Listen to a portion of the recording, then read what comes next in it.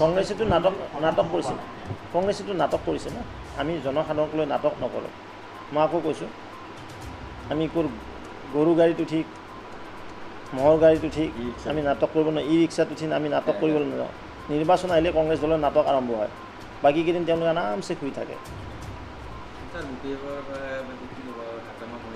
হাগ্ৰামা মহিলা মানে য'ত আছে তাতে থাকক কাৰণ ব্যক্তিগত শত্ৰুতা নাই আমাৰ দলৰ আইডিঅলজি আমি কাম কৰিম BPF-এ মোক কোনোদিন নোৱাৰেও আৰু নোৱাৰিব মই আজিও ক'লোঁ আপোনাক কাৰণ যোৱা 2016 বিধানসভাটো তেওঁলোকে খেলিছিল গোটেই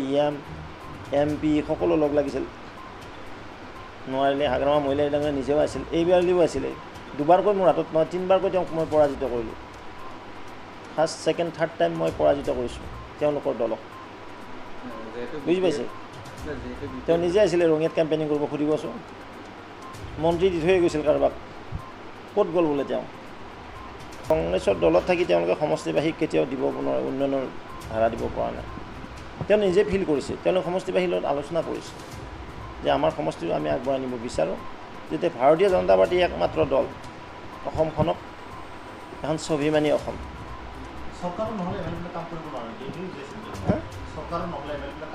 মানে MLA কোনে কাম কৰিব নোৱাৰে বুলি কৈছে কিন্তু চৰকাৰ তেওঁলোকৰ নাছিল নহয় কংগ্ৰেছেতো 15 বছৰ চৰকাৰ আছিল তেতিয়া কি কৰিছিলে আজি ৰঙিয়া সমষ্টিত মই 45খন কাঠৰ দলং পকীকৰণ কৰিলোঁ তাতো তেতিয়া বিধায়ক আছিল ক'ত শুই আছিল নেকি তেওঁলোক লেফ্ট পাৰ্টিৰ আছিলে কংগ্ৰেছৰ আছিলে একোতো কৰিব নোৱাৰিলে এটা ৰাস্তা নাছিলে আজি য'ত অসমমালাৰ ৰাস্তা হৈছে আজি 72টা চালিৰ পৰা বগামাটিলৈ 4 লেনৰ নিচিনা আমি প্ৰজেক্ট আৰম্ভ কৰিছোঁ তো তেওঁলোকৰ কি চৰকাৰ নাছিল নেকি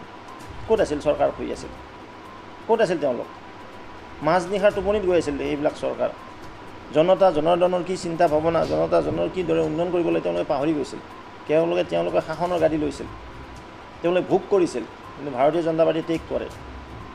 মই আজি কৈছোঁ আপোনালোকক যে আমি আমাৰ ৰাইজখনক সন্মানৰ ভোটাৰ ৰাইজক সৰ্বাতোপৰি আমি উন্নয়ন কৰাৰ কাৰণে লাগি যাওঁ আৰু সেই নিমিত্তে আমাৰ চৰকাৰখনে কাম কৰি আছে মাননীয় মুখ্যমন্ত্ৰী ডক্টৰ হিমন্ত বিশ্ব শৰ্মা ডাঙৰীয়াই আজি এক সংস্কাৰমুখী যাত্ৰা আৰম্ভ কৰিছিল তেতিয়া তেওঁলোকৰো চৰকাৰ আছিল ধৰিত্ৰী আঁচনি তেওঁলোকে ল'ব পাৰিছিল অৰুণোদয় আঁচনি তেওঁলোকে ল'ব পাৰিছিল বিনামূলীয়াকৈ চাউল দিব পাৰিছিল উজ্জ্বলা গেছ পাইছিল তেওঁলোকৰ দিনত তেতিয়াতো কংগ্ৰেছৰ চৰকাৰ দিল্লীতো আছিল অসমতো আছিল কওক ৰাস্তা ঘাটৰ ইমান ডেভেলপমেণ্ট আছিল গোটেই বাঁহৰ দলং কাঠৰ দলং আছিল আজি সেইবিলাক ক'ত গ'ল কিয় মানি ল'লে তেওঁলোকে যে বিকাশটো যদি কৰিব লাগে ভাৰতবৰ্ষৰ আৰু অসমৰ একমাত্ৰ পাৰ্টি হৈছে ভাৰতীয় জনতা পাৰ্টি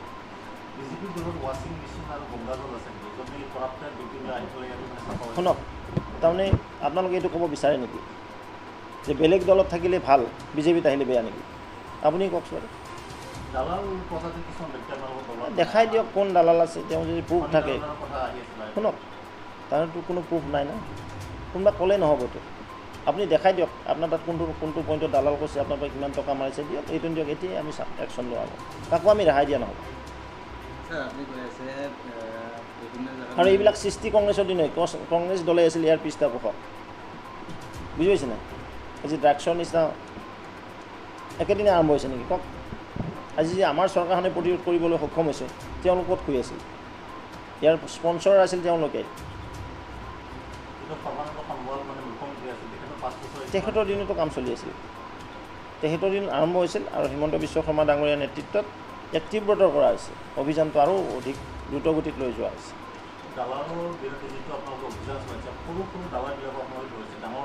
চব শুনক চব পৰিব ডাঙৰো পৰিছে একেদিনে 500তকৈ অধিক মাটি দালাল জেলত ভৰাই দিছে কোন চৰকাৰ আছিল নজিৰবিহীন ঘটনা অসমত আপোনালোকে কওক 500তকৈ এবক মাটি দালাল জেলত ভৰোৱাৰ কাৰণে এইখন চৰকাৰে এক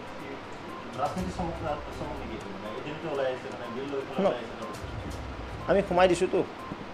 আপোনালোকে চমক বুলি ভাবিছে চমক বুলি ভাবক ধমক বুলি ভাবিছে ধমক বুলি ভমক বুলি ভাবিছে ভমক বুলি ভাবক কিন্তু আমি আমাৰ কাম কৰি যাম কাকো ৰেহাই দিয়া নহ'ব সেইখনৰ DPR বনাই আছে সেইটো BTC চাব এইটো মোৰ তাত নাই সমষ্টিত হয় কিছু জানে নহয় আমাৰ এইটো ষ্টেট চেপ্টাৰ আৰু চেপ্টাৰ ট্ৰান্সফাৰ ছাবজেক্ট যেটো এখন BTC গভৰ্ণমেণ্ট আছে BTRত যেনেকুৱা আৰু এখন দলং আছে এইখন দলংঘাটৰ দলংঘাট বুলি কয় পুঠিমাৰী নৈৰ ওপৰত এইখনটো 2009 চনতে BTR মানে সেই হাগ্ৰামা মহিলাৰ নেতৃত্বতে আৰম্ভ হৈছিল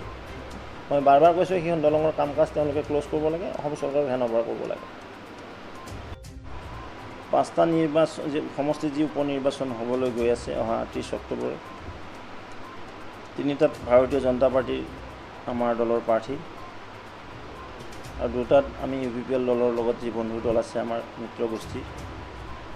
এই 5টা বিধানসভা সমষ্টিতে ভাৰতীয় জনতা পাৰ্টি আৰু মিত্ৰ গোষ্ঠীয়ে বিপুল ভোটত জয়যুক্ত হ'বলৈ সক্ষম হ'ব।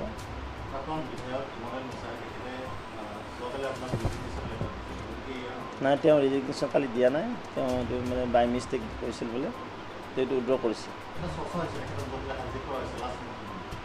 হাইজেক কৰা নাই, তেওঁ নিজে কৈছে যে মই এইটো ৰেজিগনেশ্যন দিছিলোঁ কিন্তু মই ৰেজিগনেশ্যনটো উইড্ৰ কৰিছোঁ, মই দলতে থাকিব বিচাৰোঁ, দলক সেৱা কৰিব বিচাৰিছোঁ।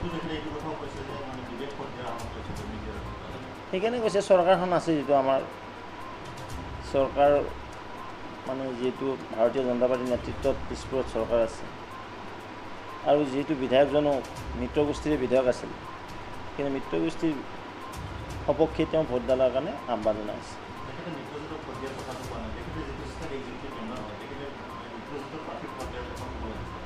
ক'ব এতিয়াতো কেম্পেইনিং আৰম্ভ হোৱা নাই না, যোৱাকালি উজ্জ্বল দৌত গ'ল, আজি স্কুটেনি আছে নেকি, স্কুটেনি হৈ গ'ল, আজি অহাকালিৰ পৰা অফিচিয়েল কেণ্ডিডেট ডিক্লাৰেশ্যন হ'ব।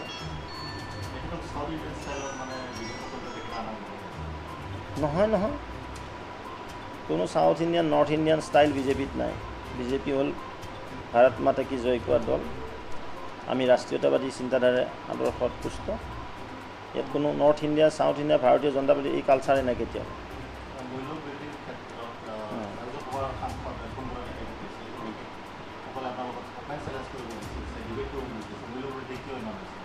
মূল্যবৃদ্ধি কংগ্ৰেছৰ দিনতো হৈছিল আৰু চাওক যেতিয়া মাৰ্কেটত যোগানটো কম থাকিব ডিমাণ্ডটো বেছি থাকিব এইটো মূল্যবৃদ্ধি হ'ব। আৰু এইটো মূল্যবৃদ্ধি চাওক মই আৰু এটা কথা কৈছোঁ যে আমি কনজিউমাৰহে, আমিতো প্ৰডিউচাৰ নহয়। যে চৰকাৰে হাতত লৈছে গৰু খুঁটিৰ নিচিনা আঁচনি লৈছে যে সকলোতে আমাৰ প্ৰডাকশ্যন চুৰু হ'ব আৰু এইটো এটা ডাল ছিজন, এই ছিজনটো হাৰ্ভেষ্টিং নহয়, এইটো খেতি লগোৱাৰ সময় চপোৱাৰ সময় নহয়, ইভন ধানো কটাৰ সময় হোৱা নাই, বুজি পাইছে নাই? মই কওঁ শুনক, এইটো এটা মানে আমি খেতি পথাৰত যোৱাৰ সময়, বিশেষকৈ ৰবি ক্ৰপছ দাইল জাতীয় হওক অইল চিডছেই হওক, এতিয়া লগাবহে, মাষ্টাৰ্ডৰ খেতি কৰিব, পিঁয়াজৰ খেতি কৰিব, আলুৰ খেতি কৰিব, এতিয়া লগাব। যেতিয়াকৈ ইয়াৰ হাৰ্ভেষ্টিং টাইম হ'ব, চপোৱাৰ শস্য চপ, তেতিয়া দামটো অট'মেটিক কমি আহিব।